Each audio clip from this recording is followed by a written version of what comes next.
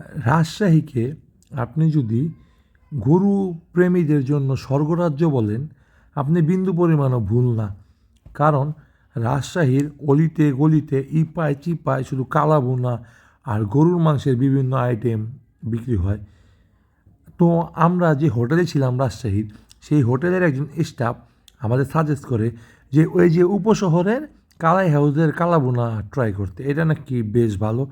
এই যে কালাভুনা দেখতে পারতেছেন, দেখা লোভনীয় মনে হইলেও এটা স্বাদ একটুও ভালো না, সত্যি কথা বলতে। এটা কেমন টাইপ কালাভুনা আমি একটু বলি। একটা কালাভুনা হয় কি, যে গরুর মাংসের আঁচ দিতে দিতে কালাভুনা বা কালো কালারটা নিয়ে আসে।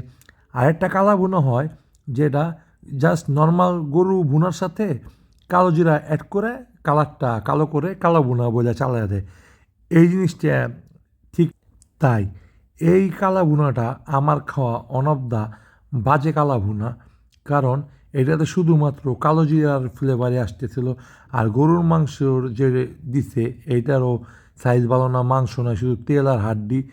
আর একজন মাত্র মেসিয়ার পুরা হোটেল সার্ভ করতেছে, এতগুলো কাস্টমার ডাকলে শোনে না, সাথে লেবু দেয় না। আপনার রাজশাহী আসলে এটা অ্যাভয়েড করবেন, টাকা লস।